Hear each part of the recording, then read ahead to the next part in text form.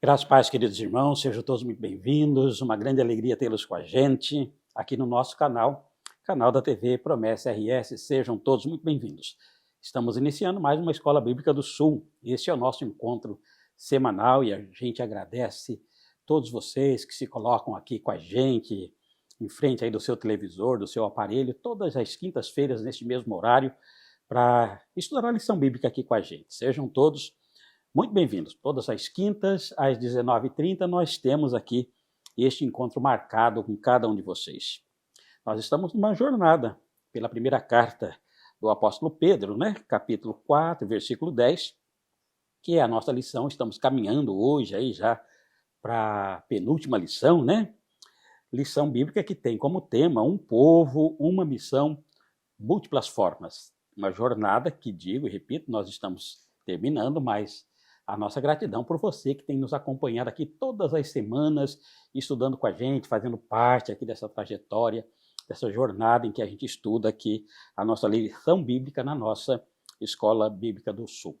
Irmão, por gentileza, compartilhem o nosso link, tá bom? Pega o nosso link, coloca lá no seu Instagram, coloca lá no seu Facebook, por gentileza, compartilha também com todos os grupos do WhatsApp, lá da igreja, aquele grupo lá da família, dos amigos, lá da faculdade, Vamos ser canais de bênção aí, pulverizando a mensagem do nosso Senhor para todas as pessoas que estiverem ao nosso alcance. Compartilhe o nosso link. Deixa o seu like e vai potencializando, assim a TV Promessa RS vai abençoando aqui a nossa TV, tá bom? Se inscreva no nosso canal, nós estamos chegando aí mais de 1.100 inscritos aqui na TV Promessa RS, seja você também um dos nossos inscritos. Se você não se inscreveu, por gentileza, se inscreva aqui e depois ative o sininho para que você possa ser avisado de todas as nossas programações. Tá bom? Combinado assim? Amém. Obrigado. Fique com a gente.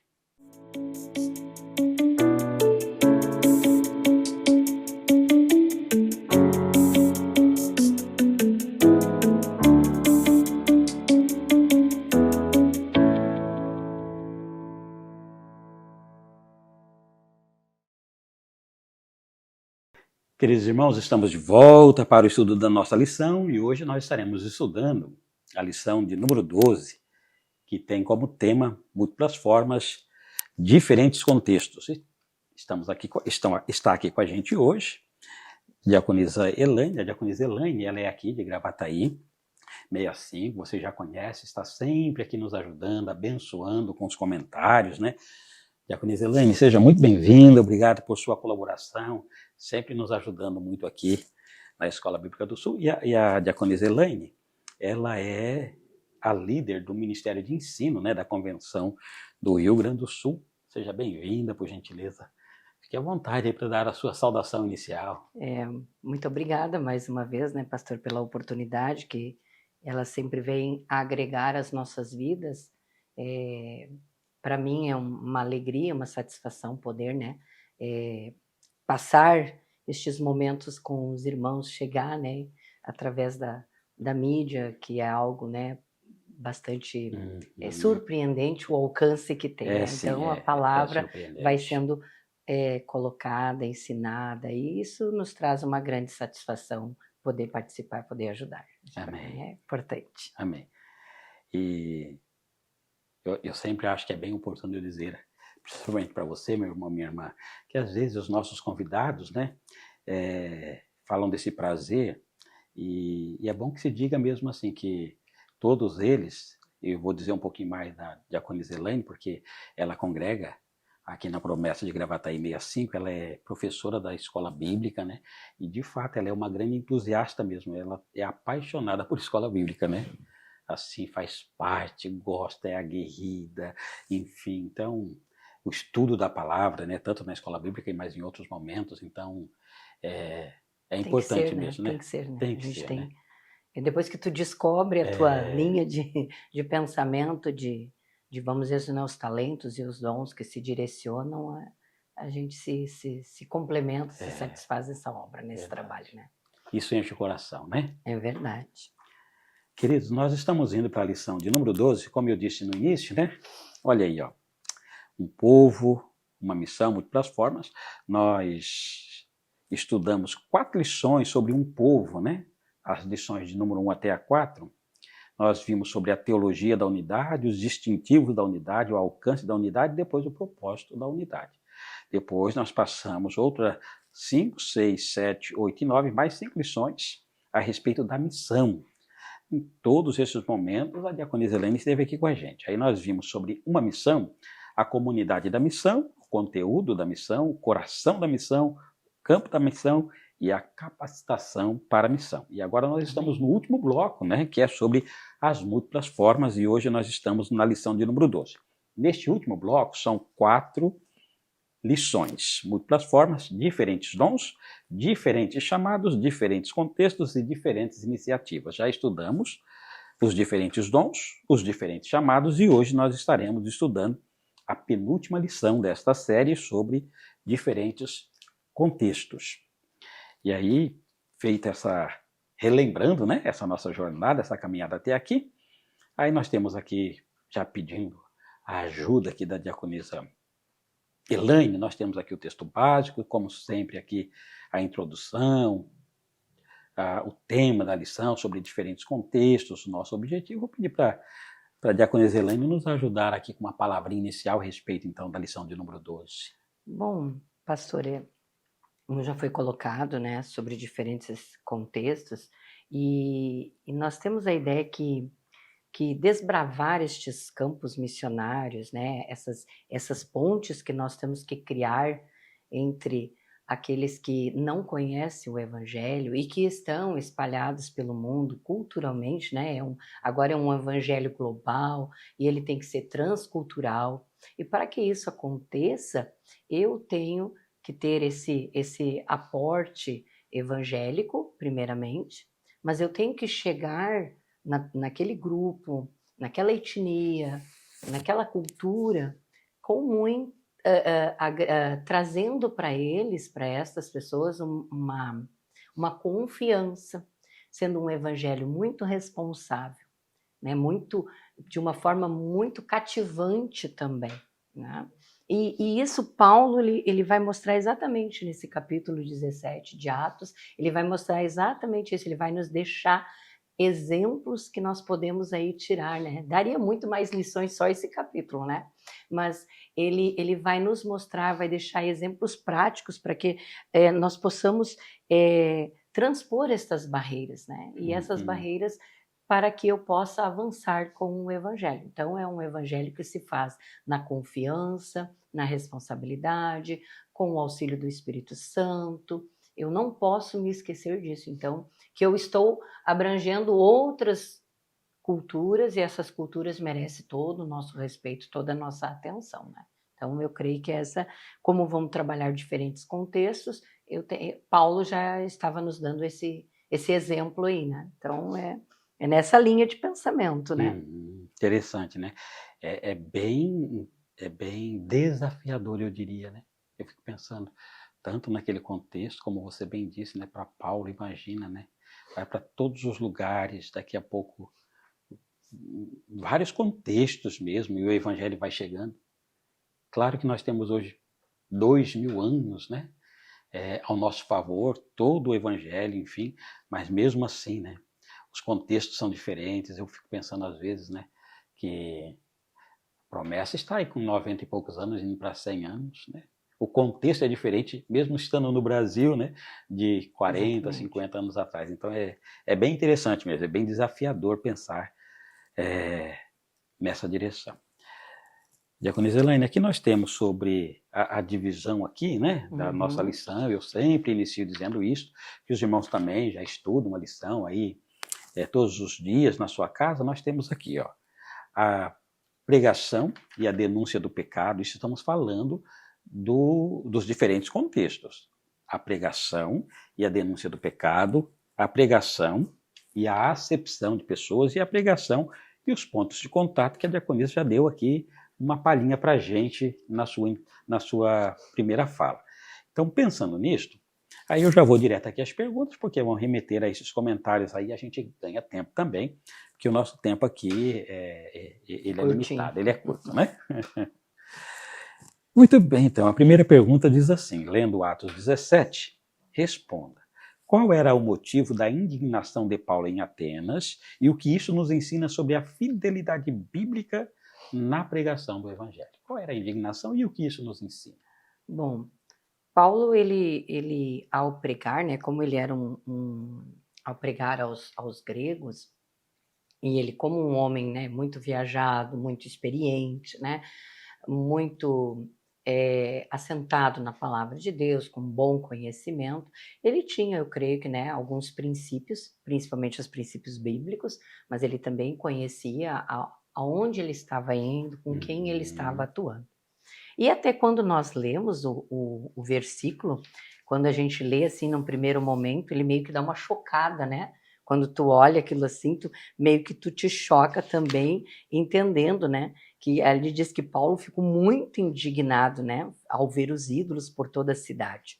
E para combater isso, então ele tem o conhecimento do Senhor Jesus e ele tem que ter um conhecimento da cultura para poder ter respaldo para falar, porque ele não vai poder chegar de maneira violenta, de maneira agressiva. Ele vai ter que ser um homem que vai ter que ser ponderado, porque ele vai expor esta idolatria, porque pensa que é um povo que tem um misto de idolatria com uma filosofia muito esclarecida. Então não é qualquer povo, né? É um povo que tem ali as questões das suas crenças, mas é um povo também muito esclarecido.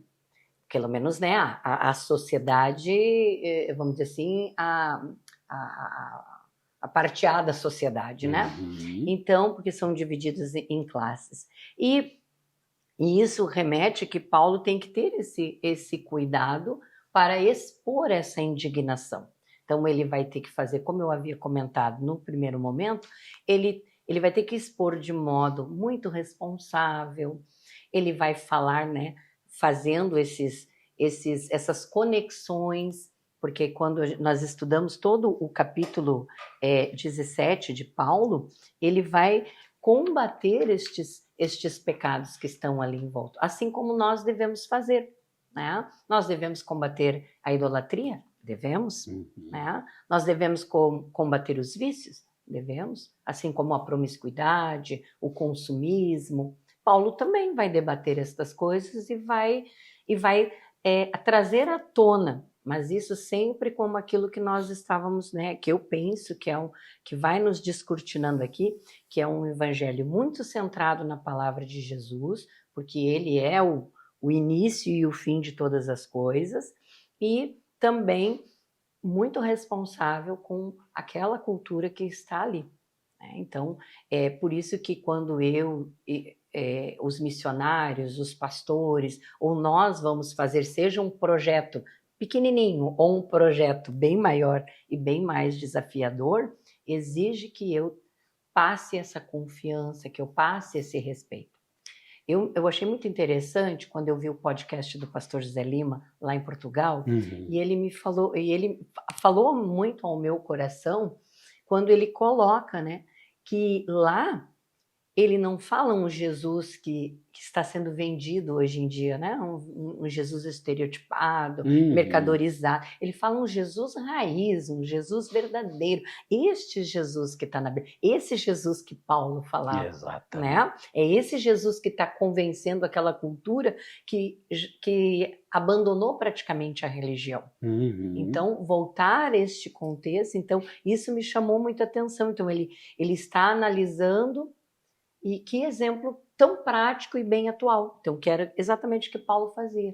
Ele analisava, por ser um homem de conhecimento, ser um homem muito pautado na Escritura, estar muito na presença de Deus, para poder ter essa sacada, né, de o que o povo precisa ser orientado. Então, ele viu que a idolatria era algo exagerado, escancarado, né? Então, precisamos falar do Evangelho. Como fazer? Aí é que entra a sabedoria, né, do evangelho e da pessoa que está ministrando, né? Não pode ser de qualquer jeito, tem que ser com muita atenção, com muito respeito, porque estamos falando de uma cultura diferente, né? É a mesma coisa. Eu acho que o pastor vai lembrar há uns anos atrás, um episódio que ocorreu na televisão, que nós vimos uma determinada pessoa chutando uma imagem. E aquilo foi, assim, terríveis os comentários, porque não houve o devido respeito. Não houve. E isso ensina muito para nós, que nós temos que ter respeito, sim, pelo outro, pela cultura dele, pelo aquilo que ele vive, até poder transpor essas barreiras, né? Eu creio que ganhar almas para Jesus é de suma importância, mas há os dois lados da mesma moeda, né? Eu não posso deixar de falar do evangelho, mas eu também não posso transpor esses limites da violência, da agressividade. Então, tem que ser tudo muito bem colocado na presença de Deus, né? Eu creio que Deus vai dar as estratégias quando estamos na frente desses desafios, né? Verdade. Diaconisa, quando lembre, por exemplo, nós tivemos até agora 3 podcasts. Tivemos com o pastor José Lima, lá de Portugal, tivemos com o pastor Maurício, lá de Lima, no Peru, e tivemos com o pastor Diego, ontem, aqui com o pastor Diego, na TV Promessa RS, contando as suas experiências. E quando se fala, por exemplo, desse Jesus original, né, que o pastor Lima falou com a gente, esse retorno, né, aí eu fico pensando, tentando criar um link aqui. A sua fala ela é muito bíblica, né? Assim, o fato da gente estar indignado com o pecado, tem que se indignar, não pode ser indiferente, mas tem que saber lidar com isso. E aí é um grande desafio, tanto na cultura, né? Como foi bem dito, de repente dentro da própria igreja, né? Porque nós vamos ter um universo de pessoas, né? Como que a gente vai ficar indignado com o pecado, com algum erro que esteja sendo praticado? Alguns pecados são gritantes, mas mesmo assim a gente tratar com a delicadeza, com o carinho, né? E aí eu acho que a tua fala ela é perfeita mesmo, né? Aqui na lição diz assim, né? Aqui na página 87, aqui no finalzinho do primeiro comentário, que você já explicou muito bem, Diaconisa, só para... Né, mas diz assim, é dever da igreja denunciar e combater os pecados sociais, tais como a corrupção, a promiscuidade, o egoísmo, entre outros. Não quer dizer que isso deva ser feito de maneira agressiva ou deselegante. Porém, as iniquidades precisam ser combatidas. É esse ponto de equilíbrio, né? Tanto lá fora quanto aqui dentro, né? Dentro nos nossos relacionamentos, né? A gente precisa ter a indignação que Paulo teve, e que tem que indignar mesmo, mas tem que saber tratar, como você disse, assim, né? Toda essa sabedoria para poder criar ponte, para de alguma forma apresentar esse Jesus glorioso, esse Jesus maravilhoso, né? É um exercício espiritual dos mais gloriosos, eu entendo que seja. E exige, né? Porque isso vai romper, eu creio que na igreja, na nossa comunidade, ou nas outras, rompe com, parece que às vezes nós vivemos numa bolha cristã, né? Nós falamos pro irmão, nós cantamos pro irmão, nós pregamos pros irmãos, sabe? E nós temos que romper estas bolhas, nós temos que falar desse Senhor Jesus, porque ao nosso lado existem pessoas que não sabem desse Senhor Jesus, desse verdadeiro Senhor Jesus. E aí nós chegamos até Ele desta maneira, assim, combatendo estas indignações que nós vemos, né, acerca dessas inúmeras coisas que estão ao nosso derredor, na nossa vivência, que nós colhemos nas mídias, que nós colhemos na nossa própria casa, que nós colhemos, né, na família, e às vezes a gente parece que fica, né, assim, sem saber o que fazer. Então, nós temos que pedir a direção do Espírito Santo para que o Espírito Santo venha nos dar essas estratégias de confiança, primeiramente em Cristo, primeiramente em Deus, e aí depois nós vamos levar, né, para o próximo, porque eu também tenho que estar como nas lições anteriores, eu tenho que estar convicto, né, do que eu estou falando. Não posso, senão eu também vou sair de fininho, não vou conseguir, né, eu vou acabar eu sendo convencido se eu não estiver bem estruturado e pautado na palavra, né? Então esse cuidado nós temos que ter para poder combater estas idolatrias, combater esse consumismo, combater esse egoísmo, essas inúmeras coisas. Eu preciso estar bem estruturado, física, espiritual e mental, né? Eu vou explorar um pouquinho, Diaconisa, porque eu acho que é muito importante essa parte que você acaba de compartilhar com a gente, porque às vezes a gente fica mesmo quase que restrito às quatro paredes na edificação da igreja, que não é ruim, sim, mas não é só isso que Cristo espera da gente, né? Não. A gente precisa sair, né? Eu fico pensando assim, quando Cristo disse, olha, vai, pregai o evangelho, curai os enfermos, expulsai os demônios, façam tudo isto. Bom, possivelmente a gente não vai estar como, nem todo mundo vai para Portugal, nem todo mundo vai para Lima, no Peru, nem todo mundo vai para Bolívia, como o pastor Diego sim, ontem, enfim, missionária Liliana lá na Argentina, vamos ter o podcast na próxima semana, enfim. Nem todos vão sair para uma experiência missionária fora do país. Então, qual é o nosso campo pastoral, missionário, vamos dizer? Não vou tirar pastoral. Qual que é o nosso campo missionário do irmão, da irmã, né? Porque senão fica só para dentro, né? Exatamente. Aí, de repente, é a família, como você disse, são os parentes, são os amigos. Então, se esse seu campo missionário, viu, minha irmã, veja o que a diaconisa está dizendo, tem que sair. Né? Então, qual que é o seu campo missionário? Porque todos nós temos um campo missionário. Então, você tem a sua família, você tem os seus amigos, você tem os seus vizinhos, você tem a sua rede de relacionamento, e ali você precisa identificar os pecados dessas pessoas que estão ao seu redor. Claro que o maior deles é a falta de Cristo no coração, que precisa ter, né? Mas com a inteligência, com a sabedoria, como disse a diaconisa, você precisa, nesse seu campo missionário, pregar o evangelho, curar os enfermos, orar pelos enfermos, expulsar os demônios e pregar o evangelho respeitando o contexto com essa autoridade que você acabou de dizer, em todas as áreas aí, né? Sim, porque Jesus, quando o pastor falou, né, o id, ele não falou o id, vão, assim. Não, ele organizou, ele trabalhou, ensinou, organizou e ainda capacitou, né? Então, eu e você podemos com a certeza ir e fazer, porque começa primeiro em nós, né? Esse evangelismo que um dia chegou até mim, hoje eu tenho, porque vai ser egoísmo, né, da minha parte, se eu não explorar isso. Então, eu tenho que passar à frente esse evangelho, né? Olha só que lindo, hein? A gente ficaria só nessa primeira pergunta aqui todo o tempo, né? Bênção. Diaconisa, com base no segundo tópico, em Atos 10, 1 Timóteo 2, e no Salmo 100, responda: como a igreja local pode evitar a acepção de pessoas na pregação do evangelho? Bom, se nosso exemplo aqui está sendo Paulo, né?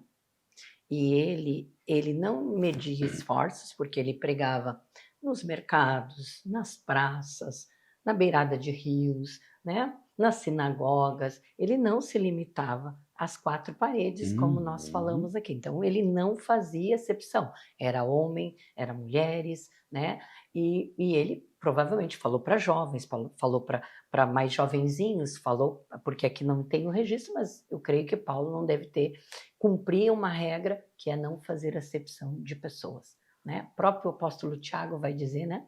Nós não devemos fazer acepção de pessoas ou de um grupo em detrimento de outro, jamais, né? Porque ele é mais bem sucedido, então não merece o meu atendimento, nem por um momento deve passar pela nossa cabeça. Nós não devemos fazer esse tipo de acepção, porque todos são merecedores do evangelho, porque quem vai convencer, quem vai restabelecer essa conexão com Deus não é nem eu, nem você, é o Senhor Espírito, né? Então, Paulo tinha ciência disso. Então, e ele vai abordar com as pessoas, porque ele vai buscar esses pontos de interesses, ele vai descobrir conversando com as pessoas. Por isso que quando a gente fala, eu falei ali daquela bolha, porque às vezes a gente perde o contato com as pessoas. Exatamente. E perdendo esse contato, eu fico isolado, eu não tenho, né, como iniciar uma conversa, como distribuir alguma coisa para essa pessoa se sentir cativada pelo meu trabalho, pelo evangelho que eu estou ministrando, né? Então eu tenho que ter esse cuidado. E é muito importante que esse evangelho, além de não ser seletivo, ele tem que ser também bem compreendido, ele tem que ser ministrado de uma maneira fácil, né? para que todos entendam, e respeitando essas etnias, respeitando essas culturas. Por exemplo, uma pessoa que vá a um determinado lugar, tem a missão, ele está lá evangelizando, né? Um exemplo. As pessoas de lá são muito pontuais, por exemplo. Né? E se você chegar atrasado por evento, você já vai perder pontos. Né? Uhum. Mas em outros locais, por exemplo, onde as pessoas se reúnem, o horário não é tão importante assim, é mais tu ficar ali, tu conversar, tu aproveitar, né, o que está acontecendo. É outro momento, né? Então eu não estou fazendo, eu estou aproveitando. É como aqui na nossa cultura, nós temos aqui a questão, né, da roda de chimarrão, que é a coisa que mais representa nós gaúchos, é a roda de chimarrão. Né? Então, e isso faz parte. Então, a pessoa provavelmente ela vai experimentar, talvez ela não goste, mas ela vai, né, vai fazer assim, vai ser um motivo para... Quantas pessoas não foram evangelizadas numa roda de chimarrão? E eu acho linda essa cultura. Eu acho linda a cultura e tudo aquilo que isto proporciona, que é exatamente isso, né? Esse momento de família, de amigos, porque esse mundo tão corrido, né? Tão corrido que quase ninguém pensa em ninguém. Você para, aí de repente, para os irmãos que estão em outros lugares, né? São muitos que estão fora do Rio Grande do Sul. Às vezes, aqui no Rio Grande do Sul, a gente passa...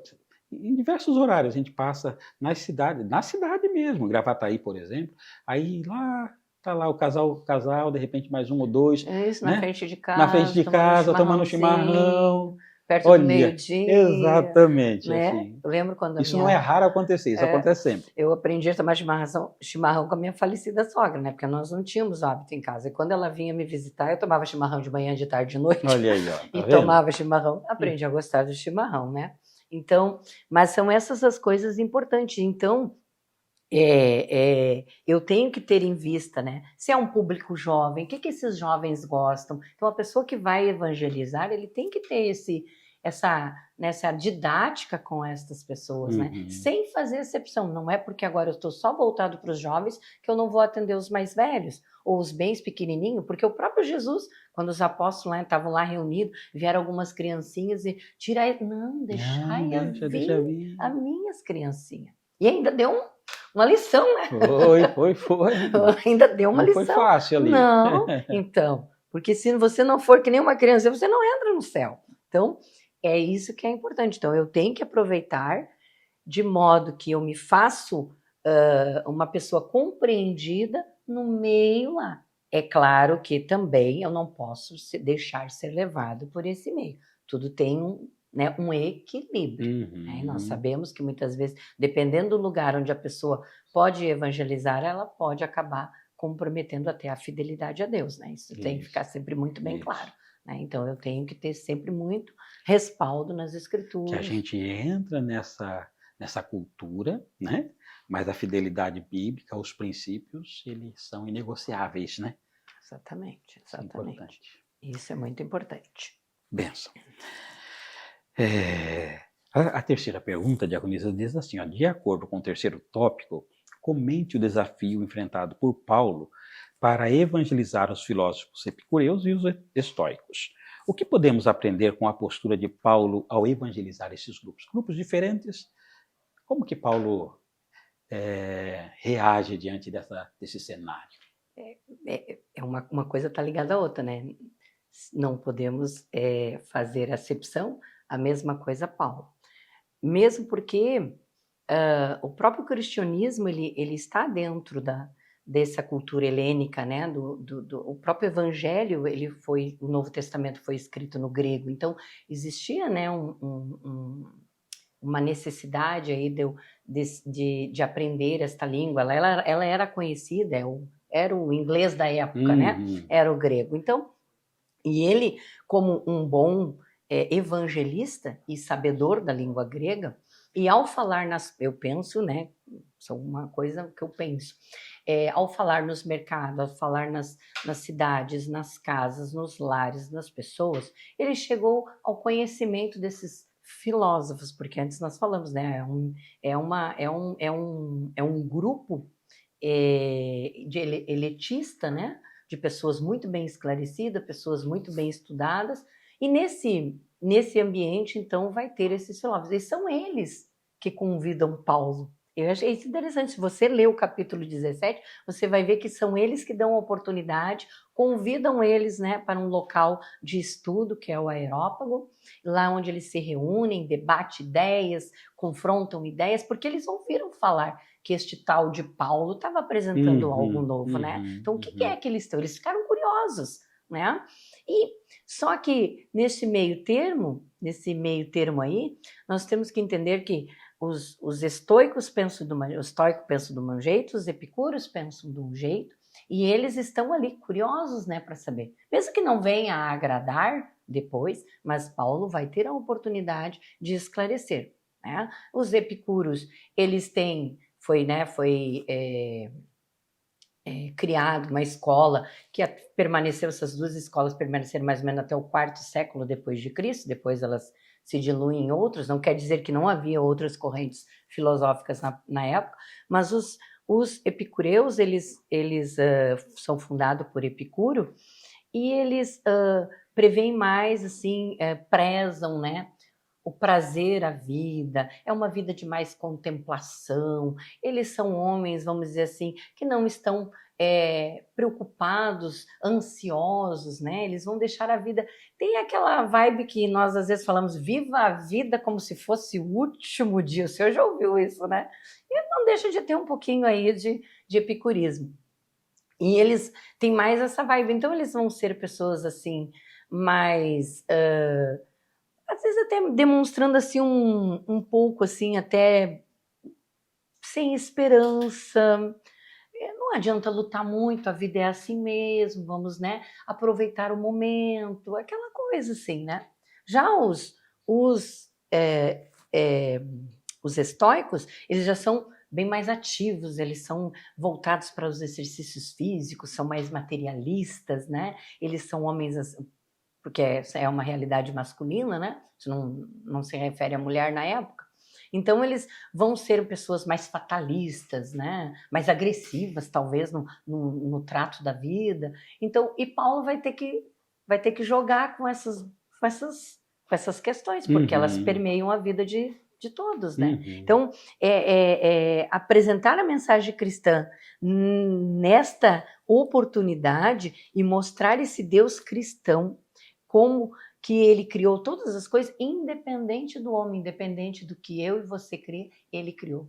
E mais ainda interessante é que Paulo, ele ainda vai usar alguns poetas da época para embasar, né, a própria palavra dele. É isso que eu acho interessante, que Paulo tinha esse conhecimento, né? Então ele vai usar da cultura da época para embasar e debater com aqueles irmãos, né? Uns vão chamar ele depois de tagarela, vão falar, né? O que esse aí quer? Mas talvez alguma sementinha... Com certeza foi plantada. Foi plantada, né? Porque mais adiante ele vai dizer, ó, Paulo plantou, o fulano regou, o Beltrano é que colheu, porque essas sementinhas foram lançadas, né? Então, então, ele sabia, como nós já falamos aqui, que a pregação, o resultado da pregação não era dele. Mas falar da pregação era dele. Assim como o pastor colocou, né, antes de que está aqui na escritura, é um direito e um dever da igreja falar do evangelho. Não podemos deixar de falar do evangelho, independente da situação. Hoje não estamos com estoicos e epicureus, né, mas nós temos outras linhas de pensamento, né, materialistas, né, historicistas, e nós temos que ter esses cuidados, porque em cima disso vem chumbo grosso, então nós temos que saber nos defender. Precisamos defender Deus, mas nós temos que estar pautados no evangelho e seguros daquilo que estamos falando, né? Então, eu creio que é isso, né? É importante falar, isso, né? Que Paulo está lá, e acho que fazer esse link, né, que você faz assim com muita propriedade, eu acho que é muito importante, meu irmão. Olha, preste bem atenção, né, no que está sendo ensinado, porque tá lá Paulo com grupos diferentes, ele conhece o grupo, ele vai criar todo com sabedoria, um enredo para alcançar os corações. Ele vai lançar o evangelho, ele não negocia o evangelho, mas ele vai criando caminhos, né? Através do conhecimento que ele tem daquele, ele vai criando pontos no sentido de ter uma abertura no coração. E aí nós temos os nossos próprios obstáculos, os próprios desafios Sim, né, do dia a do dia a dia, dia, das né? correntes filosóficas, Exatamente. teológicas, né? Porque quantos, por exemplo, eu já passei por isso como mãe, né?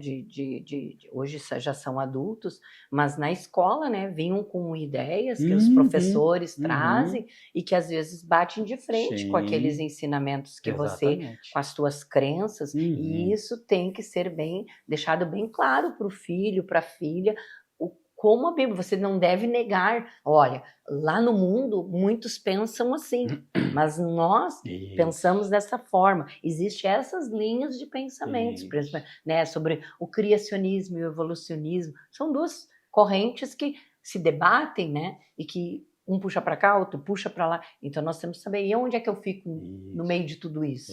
Né? Então, parece algo, é uma coisa mais real. Quantos pais não se viram já numa saia justa? Né? Então, é bem aqui. Então, Paulo traz um exemplo que tu não vai fazer acepção de pessoas, tu não vai, e não vai contrariar as escrituras, mas tu vai esclarecer como ele tentou fazer, mostrou para aqueles irmãos quando ele teve a oportunidade. Ele não perdeu a oportunidade, é outra coisa importante, né? Ele não virou as costas, não, o que eu quero com esses aí filósofos, não tem nada com ele. Não, ele aproveitou a oportunidade, foi até lá, debateu, conversou, explicou, certo? Quanto tempo não ficou, né? Eles ficavam horas lá falando, né? Tinha um tempo.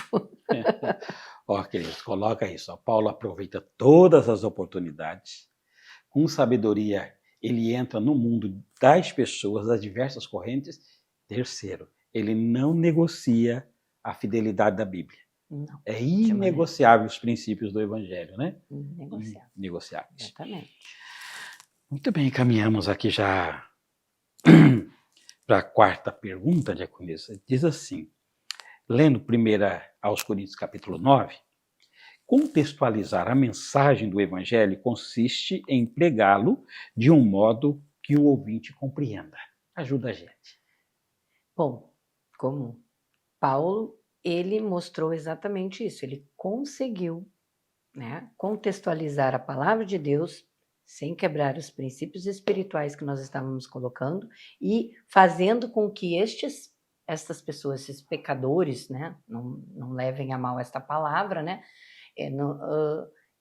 nas suas realidades, sem tirar, né, e tentando moldar já direto, né, não, agora tu sai daqui, tu tem que... Não, ele foi...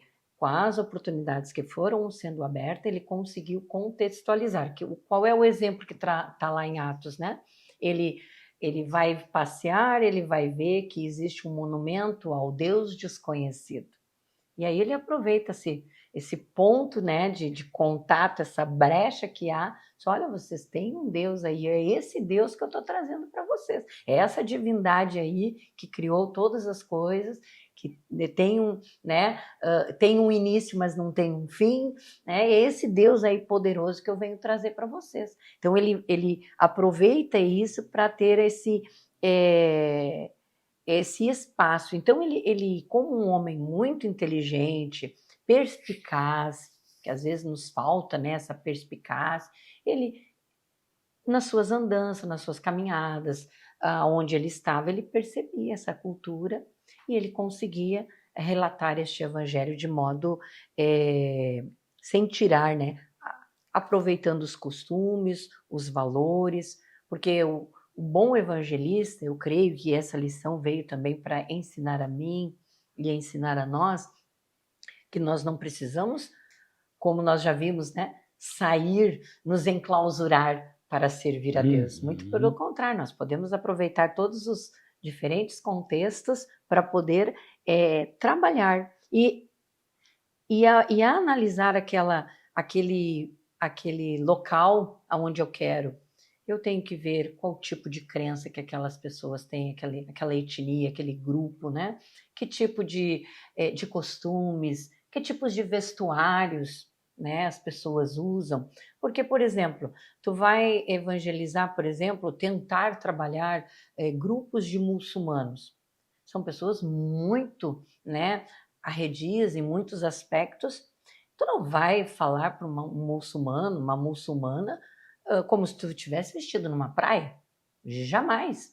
Porque tu tem todo um decoro para falar com essas pessoas, né? Ou, por exemplo, se tu já começar a falar com uma mulher, de maneira nenhuma, né? Se tu alcançar o esposo, tu vai alcançar a família, né? Porque se tu abordar, tu está ferindo muito aquela cultura. Né? Então, tu tem que fazer um evangelho contextualizado.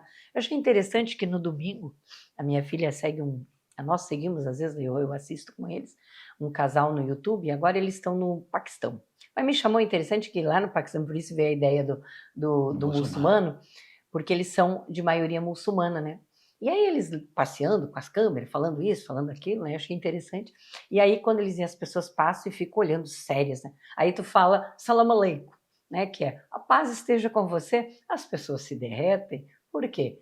Porque se identificam. Né? Então, é esse tipo de coisa que nós devemos cuidar, nós devemos, então, trabalhar, trazer essa contextualização, porque a mensagem, ela é obrigatória, mas eu tenho que trabalhar de maneira eficaz e a pessoa vai ter que entender, né? Amém. Que bênção, Diaconia. Estamos caminhando aqui, então, para o finalzinho aqui da nossa lição. Temos mais a parte da aplicação, que são sempre 2 perguntas, né? Na primeira parte diz assim, a igreja local deve incentivar os membros a serem acessíveis. E segundo, a igreja local deve pregar o evangelho em uma linguagem acessível. Aí eu vou pedir para você encerrar aqui com a gente, aí fazendo um resumo dessas 2 perguntas aqui, desses dois momentos. Para ter essa contextualização, nós, igreja, corpo de Cristo, nós temos que ter uma igreja acessível, proveitosa, uma linguagem que fale aos corações, que possa buscar, as nossas ações têm que estar ao alcance de todos, né? Temos que falar a mesma linguagem e temos que aproveitar os vínculos relacionais, não viver só nas 4 paredes, mas ir para fora, porque é isso que faz, né, a missão, é isso que leva. Mas esta igreja, elas têm que estar contextualizada, ela tem que estar acessível, que é o que essa lição toda vem trazendo, né? Estar acessível a todo tipo de pessoa, né? A todo tipo de grupo, a todo tipo de comunidade, sem, claro, perder aqueles princípios importantes da sã doutrina, mas ela tem que ter esses vínculos e essas oportunidades, elas têm que ser aproveitadas assim ao máximo pela igreja e a pessoa conduzindo as pessoas a Cristo, né? Eu creio que é a linguagem do corpo, da mente, do coração, tem que estar tudo junto, né? Para cativar as pessoas, né? Para o Senhor. Começa em nós primeiro, né? Depois para o outro. Para que o bênção. Que a Diaconisa acabou de explicar, gente, olha, se você ler aqui no finalzinho, na página 91, a igreja local precisa se preocupar com a clareza e a missionalidade de suas ações. Os cultos e programações, os pequenos grupos, células e outras atividades precisam ser realizadas em uma linguagem que também alcance os não religiosos. A forma, né, da nossa igreja local prega o conteúdo do poderoso evangelho de Jesus. O poderoso evangelho de Jesus deve levar em conta essas questões, né? A forma, né? Essa linguagem, enfim, senão fica um negócio realmente muito fechado para nós mesmos, né? Dentro, o pessoal lá fora não entende, não alcança. Eu ainda hoje, no jardim de oração, a irmã Rafaela estava comentando, né?